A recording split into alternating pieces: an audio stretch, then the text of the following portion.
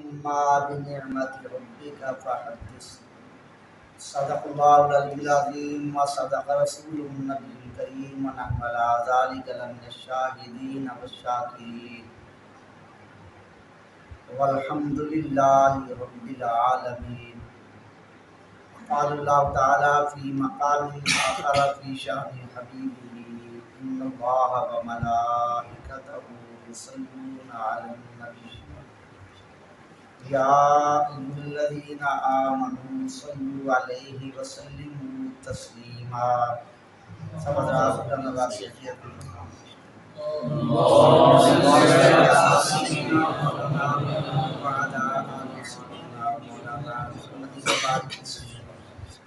الصلاۃ والسلام علیک یا سیدی یا رسول اللہ وعلی آلک و اصحابک یا سیدی یا حبیب اللہ۔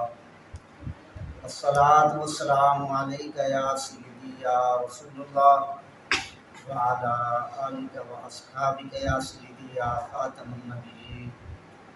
الصلاۃ والسلام علیک یا سیدی یا رسول اللہ وعلی آلک و اصحابک یا سیدی یا رحمۃ للعالمین۔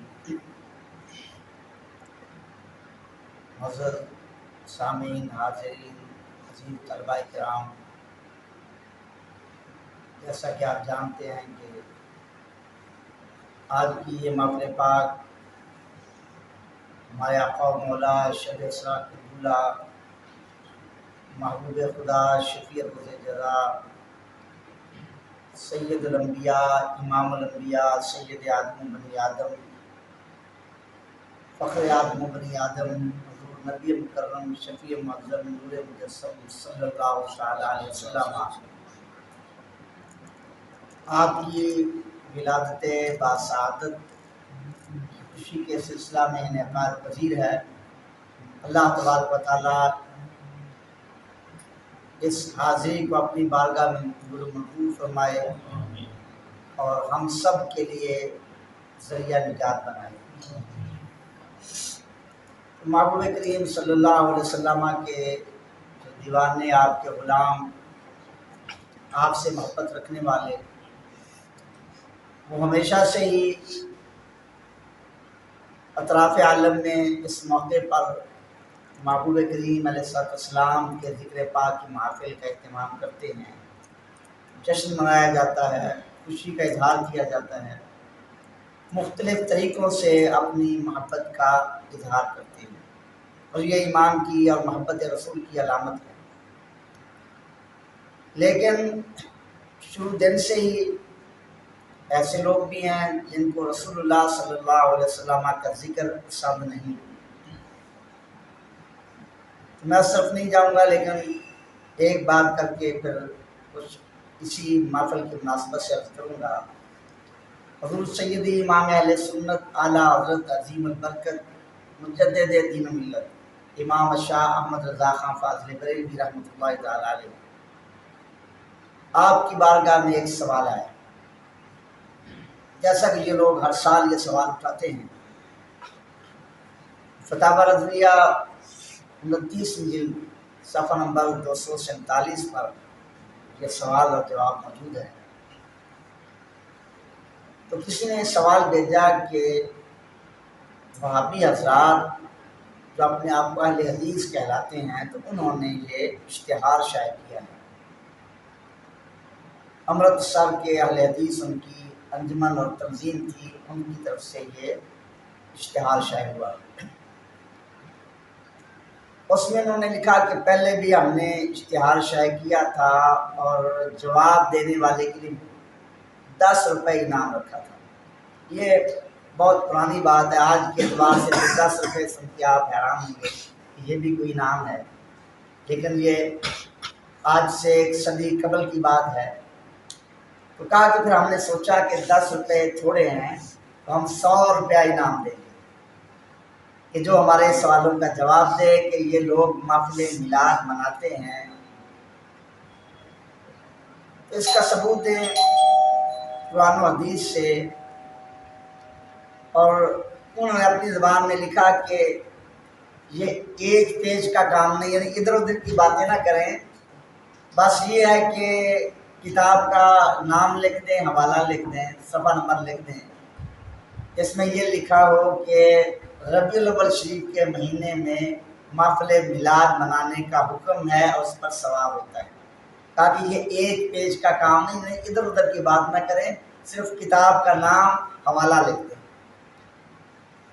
اور اگر یہ حوالہ ثابت نہ کر سکے، پھر آگے یہ کہا کہ یہ بھی اجازت ہے کہ حدیث سے نہیں ملے گا تو چاروں ائمہ مجتہدین جو ہے، امام اعظم، امام شافعی، امام مالک، امام احمد بن حنبل، ان میں سے کسی کی کتاب کا حوالہ وہ پیش کر دیں تو 100 روپیہ بھی حاصل کریں، ثواب دارین بھی حاصل کریں۔ اور اگر یہ جواب نہیں دے سکتے تو پھر بغیر ثبوت کے یہ کام کرنا چھوڑ دیں، ورنہ اللہ تعالیٰ کی بارگاہ میں جواب دینا پڑے گا۔ یہ ان لوگوں نے اشتہار پمفلٹ شائع کیا اور ہر سال اسی طرح وہ بار بار ان کو جواب دیے جا چکے، مگر وہ اسی طرح کوئی نہ کوئی بات وہ چھوڑ دیں گے اور عوام کا ذہن گمراہ کرنے کی کوشش کریں گے۔ تو یہ سوال آیا تھا اس عظیم شخصیت کے سامنے جن کو عرب و عجم کے علماء نے زمانے کا مجدد کہا، جو واقعتاً امام تھے۔ تو آپ کی بارگاہ میں یہ سوال آیا، جو مجدد دوران تھے، حقیقتاً مجدد دوران تھے، اپنے وقت کے امام تھے۔ اب آپ نے سوال کا جواب کیا لکھا؟ آپ نے فرمایا کہ تم نے 100 روپیہ انعام رکھا ہے تو ہم 200 روپیہ انعام دیں گے۔ فرمایا کہ 5 سوال میں پیش کر رہا ہوں اور 5 سوالوں کا جواب دیں، ہر سوال کے جواب پر 40 روپے انعام دیا جائے گا اور کل 200 روپیہ انعام تمہیں دیں گے۔ پہلا سوال، آپ نے فرمایا کہ قرآن مجید میں اللہ تبارک و تعالیٰ نے ارشاد فرمایا، اما بنعمت ربک فحدث، اپنے رب کی نعمت کا خوب چرچا کیا کرو۔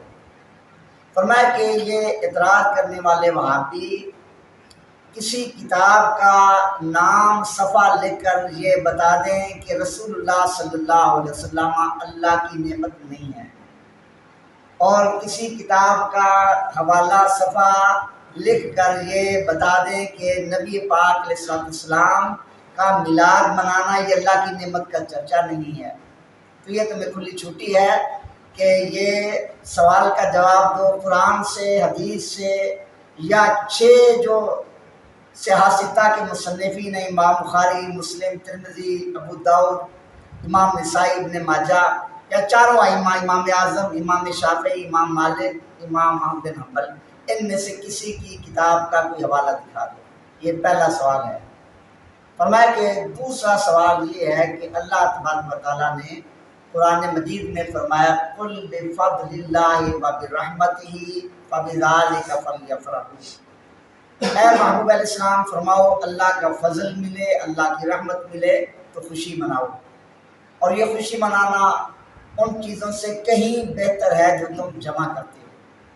فرمایا کہ کسی بھی کتاب سے، قرآن سے، حدیث سے، چاروں ائمہ کی کتابوں سے، یا حدیث کی جو 6 کتابیں ان کی کسی کتاب سے کسی بزرگ کا قول ہی دکھا دو کہ رسول اللہ صلی اللہ علیہ وسلم کی آمد، آپ کا میلاد اللہ کا فضل نہیں ہے اور اللہ کی رحمت نہیں ہے، اور کسی کتاب کا حوالہ دے کر یہ بتا دیں کہ رسول اللہ صلی اللہ علیہ وسلم کا میلاد منانا یہ اللہ کے فضل پر خوشی منانا نہیں ہے، تو کسی ایک کتاب کا حوالہ دے دیں، 40 روپے میں انعام دیا جائے گا۔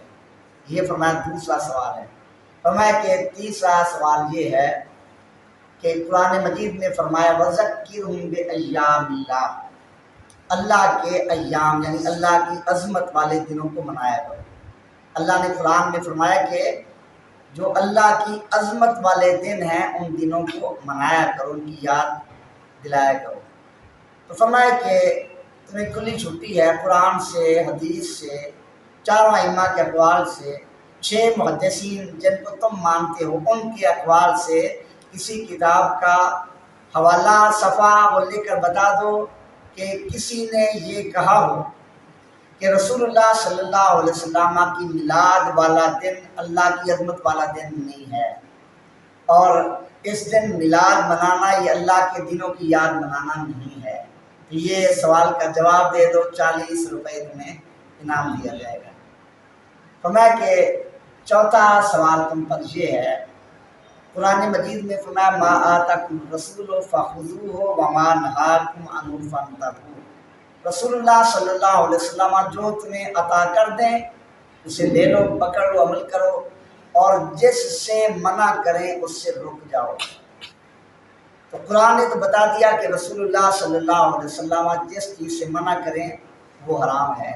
تو اب تمہیں کلی چھٹی ہے، قرآن سے دکھا دو، حدیث سے دکھا دو، چاروں ائمہ کے اقوال سے دکھا دو، اور جو 6 محدثین ہیں ان کے قول سے دکھا دو کسی نے یہ لکھا ہو کہ رسول اللہ صلی اللہ علیہ وسلم کا میلاد منانا اس سے رسول اللہ صلی اللہ علیہ وسلم نے منع فرمایا۔ یہ ما فانتہوا کے تحت آتا ہے کہ نبی پاک نے سے منع فرمایا، 40 روپے تمہیں انعام دیا جائے گا۔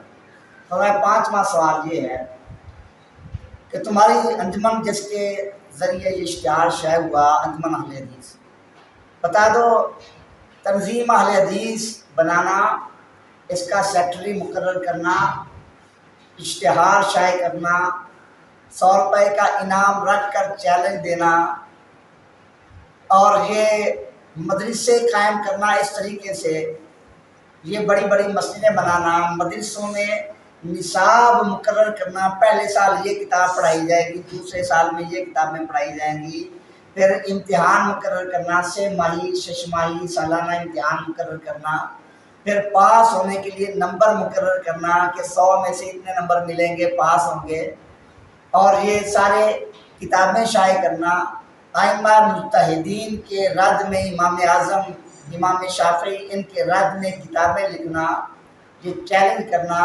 اخبار اہل حدیث شائع کرنا، اور سالانہ جلسے رکھنا، اس کے لیے بڑے بڑے اشتہار شائع کرنا، دعوتیں دینا۔ تو تم چیلنج ہے، قرآن سے دکھا دو، حدیث رسول سے دکھا دو، چاروں ائمہ کے قول سے دکھا دو، یا 6 محدثین جن کو تم مانتے ہو ان کے قول سے دکھا دو۔ فرمایا کہ یہ ایک پیج کا کام نہیں ہے، صرف کتاب کا نام اور صفحہ لکھ کر بتا دو۔ انہوں نے یہ کہا تھا ایک پیج کا کام نہیں، ادھر ادھر کی بات نہیں، میں ایک پیج کا کام نہیں، صرف کتاب کا نام اور حوالہ صفحہ دکھا دو جس میں یہ لکھا گیا ہو، اور اگر یہ نہیں دکھا سکتے تو پھر بغیر ثبوت کے یہ کام کیوں کر رہے ہو، ورنہ اللہ تعالیٰ کی بارگاہ میں تم کو جواب دینا پڑے گا۔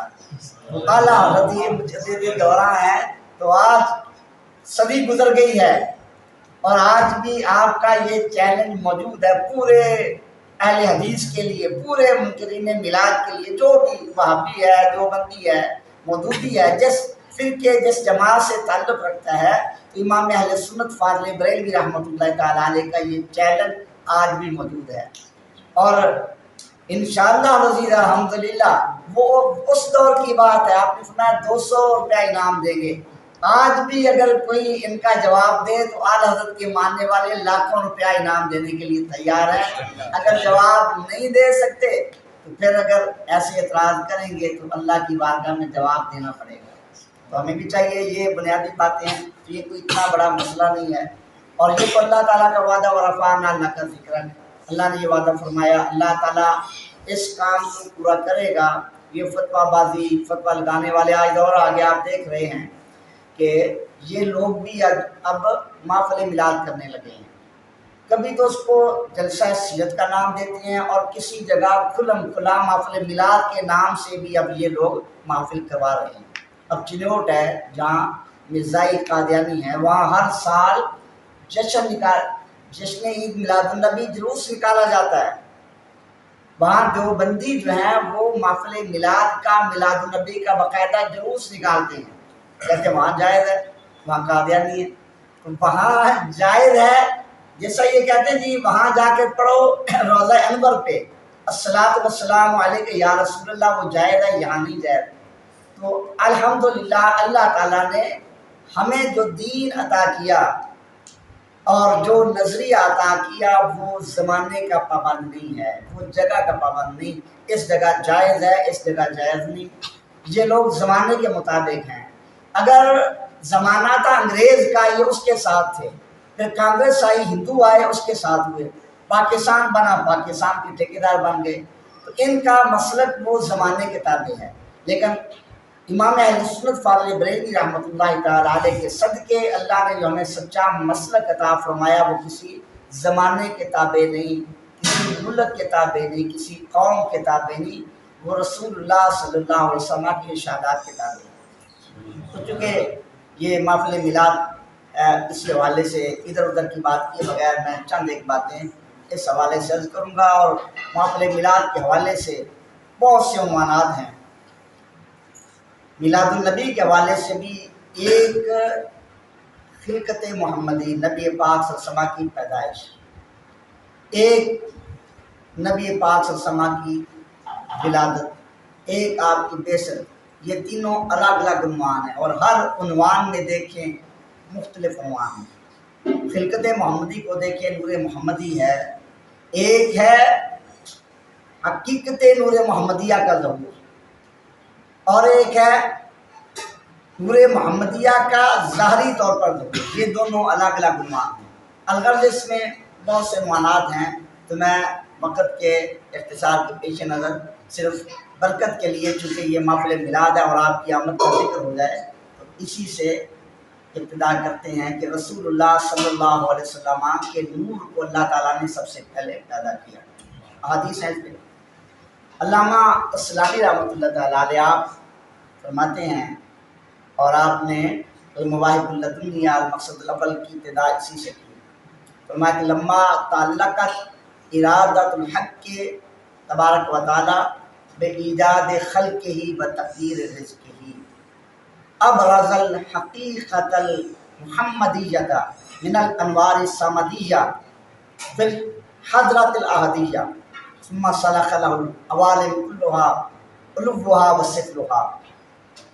فرمایا کہ طویل آگے عبارت ہے کہ اللہ تبارک و تعالیٰ نے جب اس کائنات کی تخلیق کا ارادہ فرمایا، جب اللہ تعالیٰ کے ارادے کا تعلق ہوا مخلوق کو پیدا کرنا ہے، پھر اللہ نے سب سے پہلے کیا کیا؟ ابرز الحقیقت المحمدیہ من الانوار السمدیہ فی الحضرۃ الاحدیہ، اپنی بارگاہ احدیت میں، اپنی بارگاہ خاص میں، اپنے انوار سمدیہ جو اللہ کے ابدی انوار اور تجلیات ہیں، ان انوار سے اللہ نے حقیقت محمدیہ کا ظہور فرمایا۔ تو سارے عالم کی تخلیق سے پہلے اللہ تعالیٰ نے اپنے نور سے حقیقت محمدیہ کا اظہار فرمایا۔ فرمایا کہ ثم سلخ له العوالم كلها علوها وسفلها، تو جتنے کے جتنے عالم ہیں تمام کے تمام جہانوں کا ظہور وہ حقیقت محمدیہ سے ہوا۔ آگے طویل عبارت ذکر کرنے کے بعد نتیجہ نکالا، تو چونکہ آپ کتابیں پڑھنے والے منطق بھی پڑھتے ہیں، اس اعتبار سے علامہ قسطلانی نے جو نتیجہ نکالا، فرمایا کہ اس کا نتیجہ کیا ہوا کہ اللہ تعالیٰ نے اسی حقیقت محمدیہ سے سارے جہانوں کو پیدا کیا۔ فسیدنا محمد صلی اللہ تعالیٰ علیہ وسلم جنس عالم علی الاجناس علی جمیع الاجناس والاب الاکبر لجمیع الموجودات والناس۔ فرمایا کہ پھر نتیجہ یہ ہوا کہ رسول اللہ صلی اللہ علیہ وسلم کی حقیقت اور نور مصطفیٰ وہ تمام اجناس میں سے جن سے عالی بنا، اور رسول اللہ صلی اللہ علیہ وسلم آپ کی ذات اقدس تمام موجودات کا اب اکبر، بڑا باپ، حتیٰ کہ تمام انسانوں کے اب اکبر محبوب کریم کی ذات بنی۔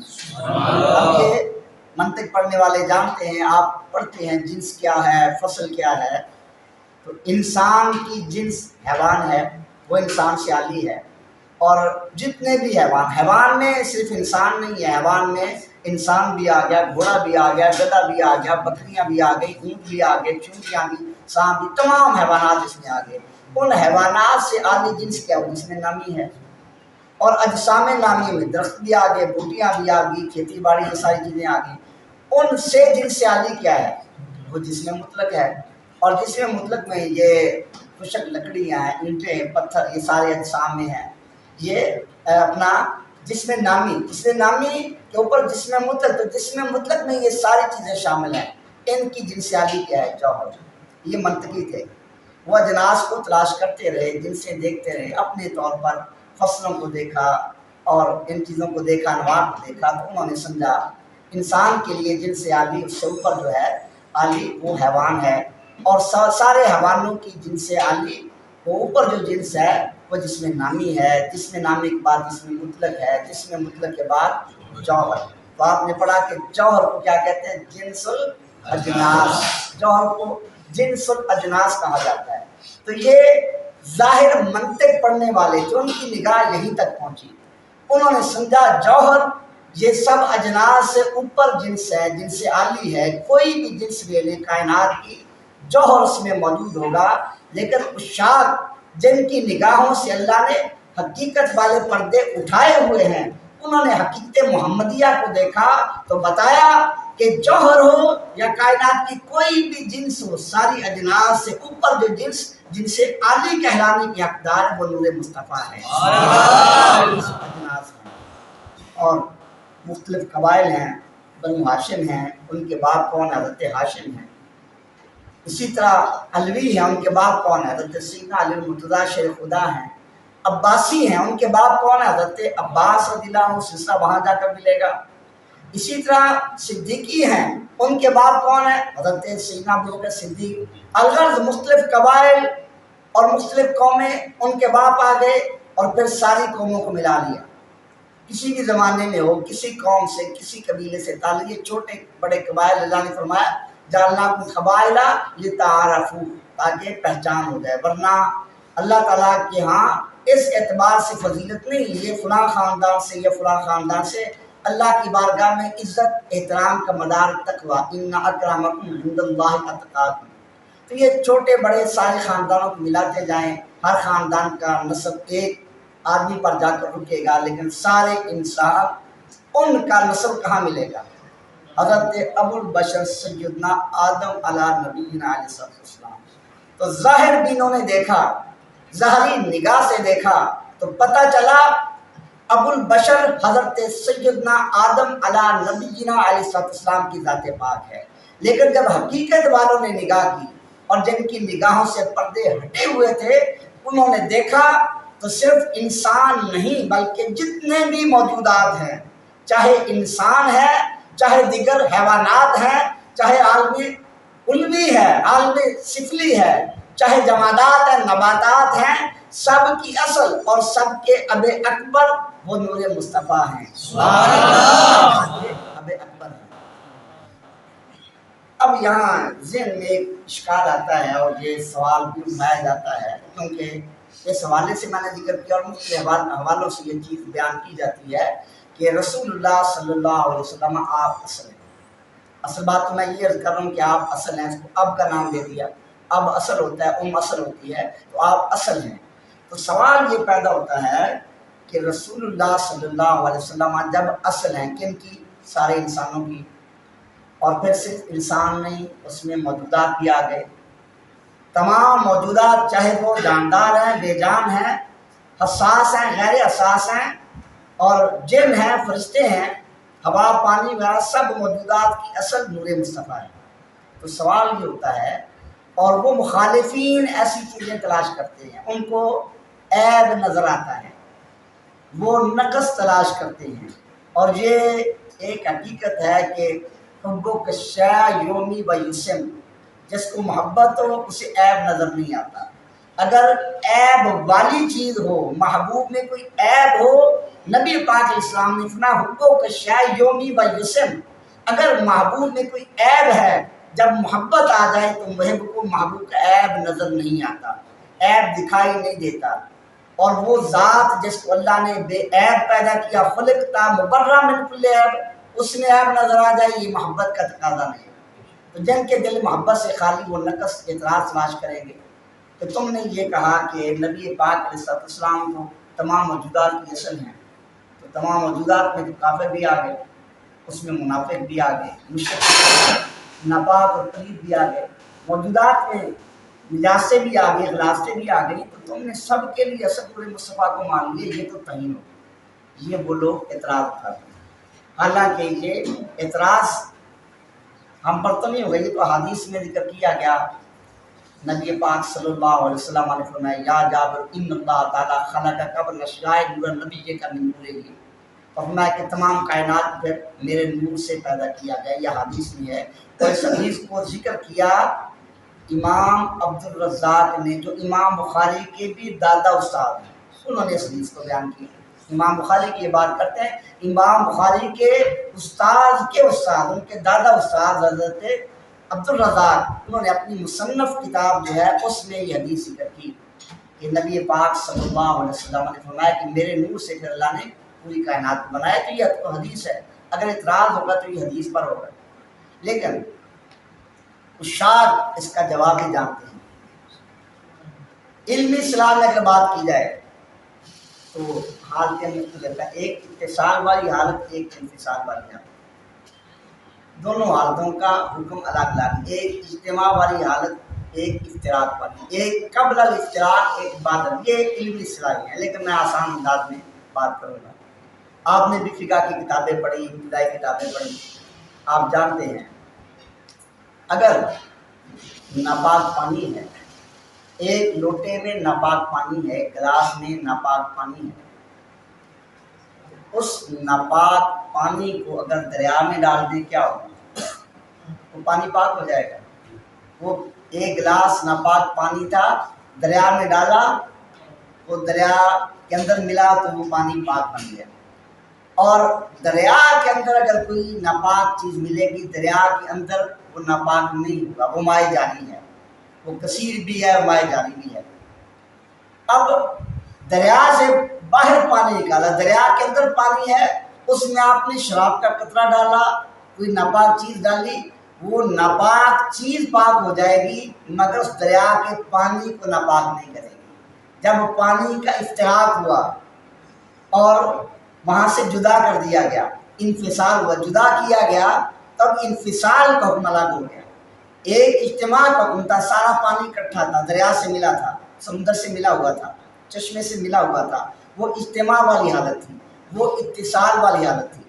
اس میں کوئی ناپاک چیز بھی آئی، وہ پانی ناپاک نہیں ہوگا، اس پہ اثر نہیں ہوگا، اس کی پاکی، اس کی ناپاکی کو دور کر دے گی، اسے بھی پاک بنا دے گی۔ اور جب اس سے تعلق کٹ جائے گا، اس سے دور ہو جائے گا، اب اس میں اگر ناپاک چیز ملا دی گئی تو وہ ناپاک بن جائے گا۔ جب تک وہ اس مرکز سے، اصل سے وابستہ رہے گا، تو پھر کوئی چیز اس کو ناپاک نہیں کر